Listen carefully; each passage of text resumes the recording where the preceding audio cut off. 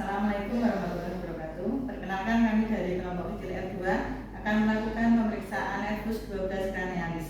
Untuk persiapan alat dan bahan sudah kami siapkan di troli ini. Kemudian untuk kontrak waktu sudah kami sampaikan ke pasien, kurang lebih pemeriksaan 15 sampai 30 menit. Pemeriksaan pertama yaitu nervus olfactorius atau untuk indera penciuman.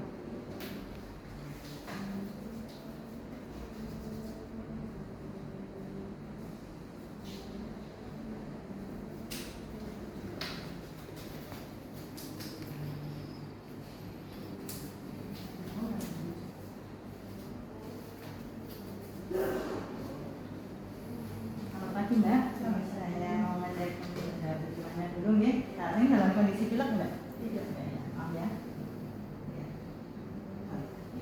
Nanti saat saya periksa mohon Mbaknya menutup mata. Nanti salah satu lubang hidung ditutup dulu. Nanti terus saya beri bau-bauan. Nanti tolong dibau ya yang saya berikan.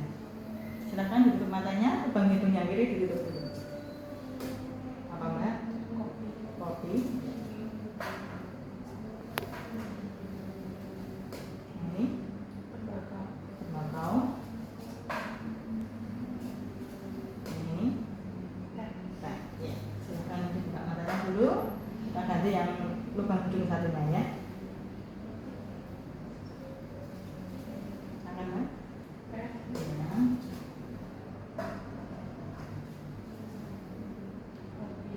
Ya.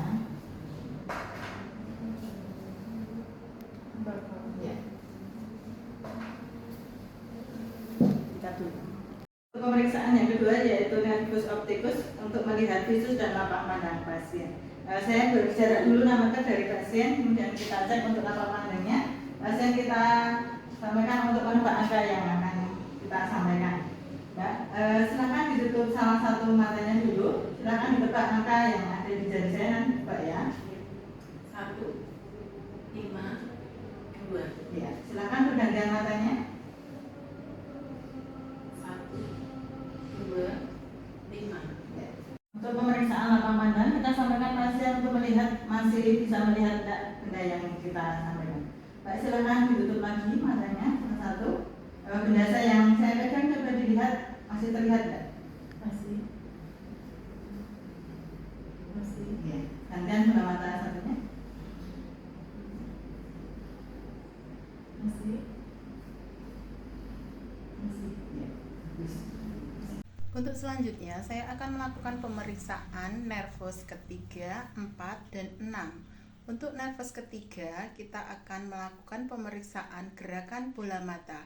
Kita akan meminta pasien untuk mengikuti arah gerak benda yang kita gerakkan. Mas nanti minta tolong diikuti gerak benda ini. Saya akan menggerakkan ke atas, ke bawah, ke kanan, ataupun ke kiri. Ya, monggo dimulai.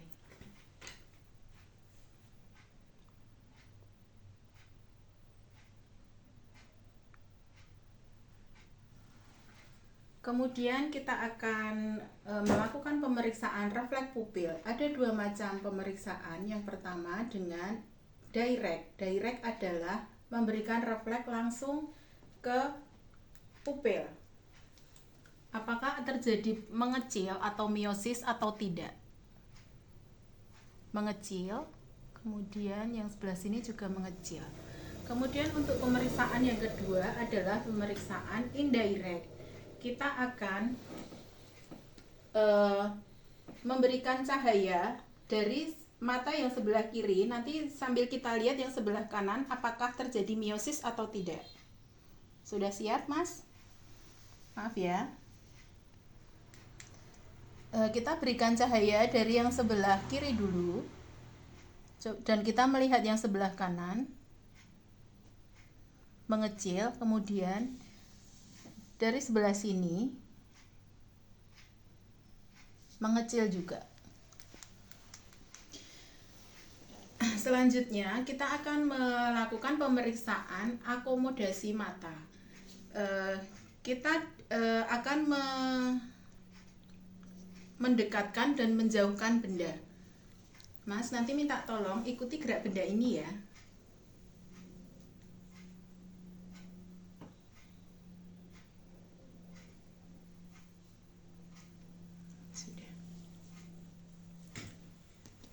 pemeriksaan nervus yang kelima yaitu nervus trigeminus. Nervus trigeminus ini untuk menginervasi otot-otot dalam mengunyah. Ada dua macam pemeriksaan yaitu pemeriksaan motorik dan pemeriksaan sensorik. Untuk pemeriksaan motorik kita meminta pasien untuk saling menggigit. Yang kencang ya Mas. Kemudian kita akan meraba musculus masseter apakah terjadi kontraksi atau tidak. Terjadi kontraksi. Kemudian kita meraba daerah musculus temporalis, terjadi kontraksi juga. Mas nanti tolong ini dirasakan, nanti ini rangsang tajam atau halus. Ya, mengerti? Kita mulai ya. Halus, halus, halus, halus, tajam, tajam, tajam, tajam. Ya. Kemudian kita minta pasien untuk membuka mata, buka mulut.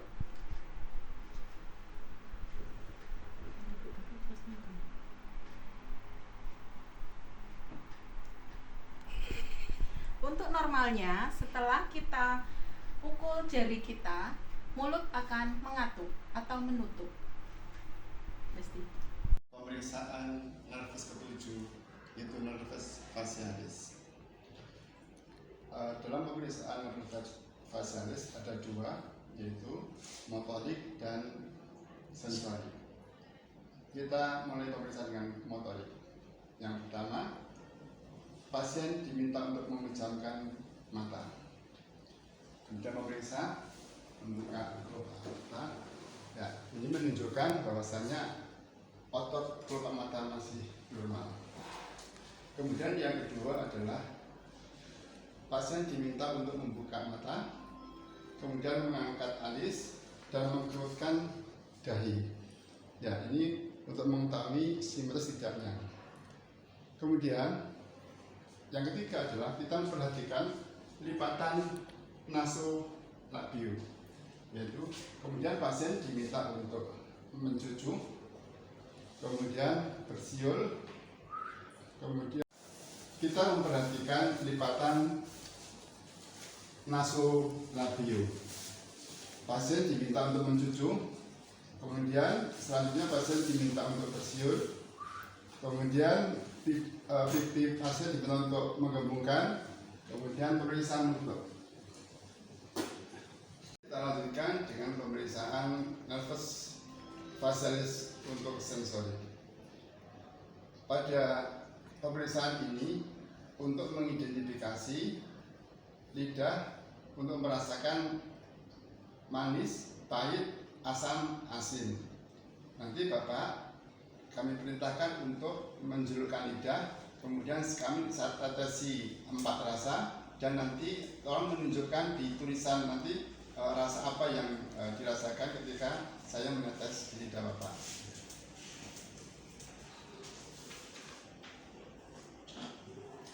Ini Bapak, ada 4 rasa, manis, pahit, asam, dan asin. Ya. Tolong Bapak menjulurkan lidah, jangan di dalamkan dulu, kemudian baru nanti saya tetesi. Tolong agak lebar ya. Ya.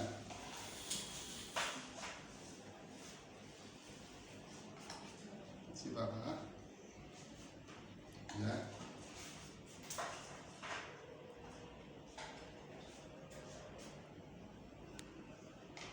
Ya.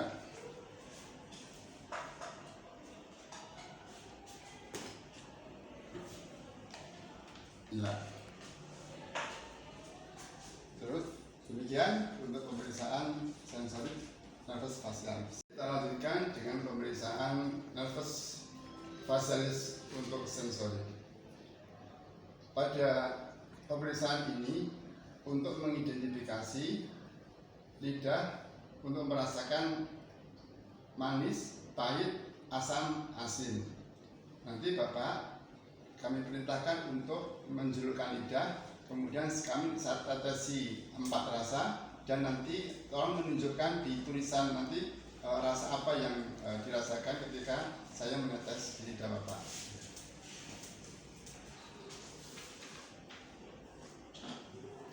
Ini Bapak, ada 4 rasa: manis, pahit, asam, dan asin. Ya. Tolong Bapak menjulurkan lidah, jangan di dalamkan dulu, kemudian baru nanti saya tetesi. Tolong agak lebar ya. Ya.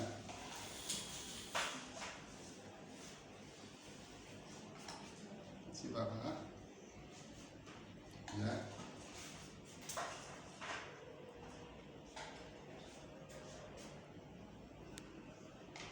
Ya.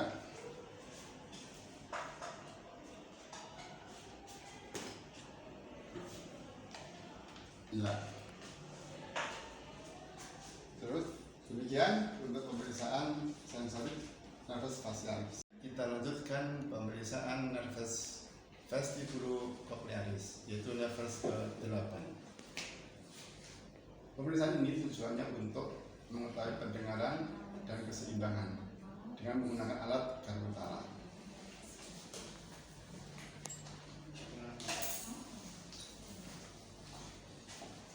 Ada 3 pemeriksaan, yaitu pemeriksaan tes Weber, pemeriksaan tes Rina, dan pemeriksaan tes Schwaber. Kita mulai dengan pemeriksaan tes Weber. Kita getarkan garpu tala, kita tempatkan di Twitter B. Apakah kedua telinga terdengar sama? Sama. Ya. Normalnya adalah kedua telinga terdengar sama.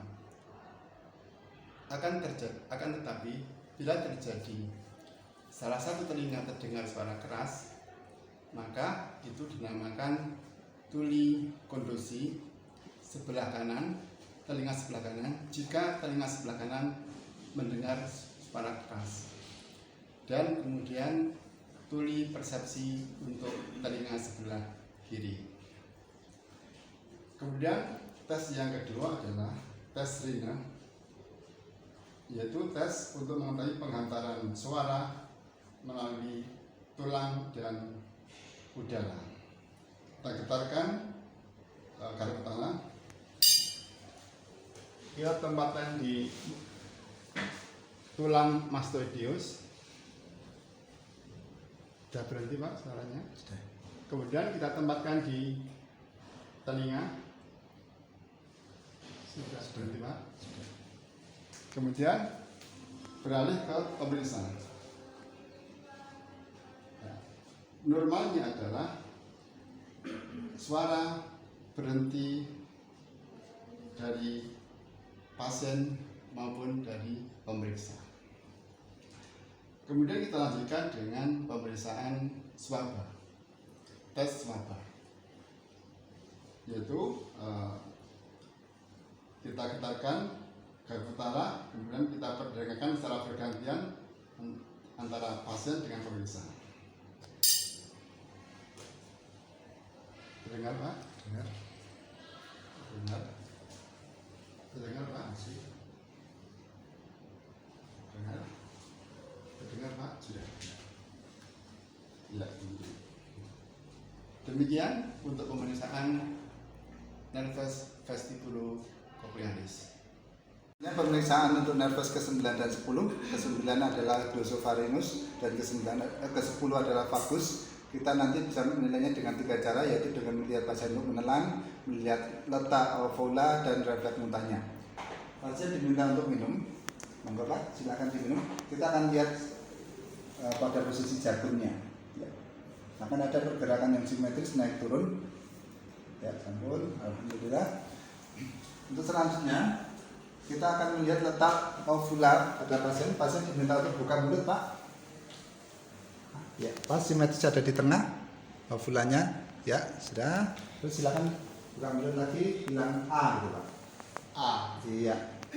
Selanjutnya kita akan mengetes refleks muntahnya.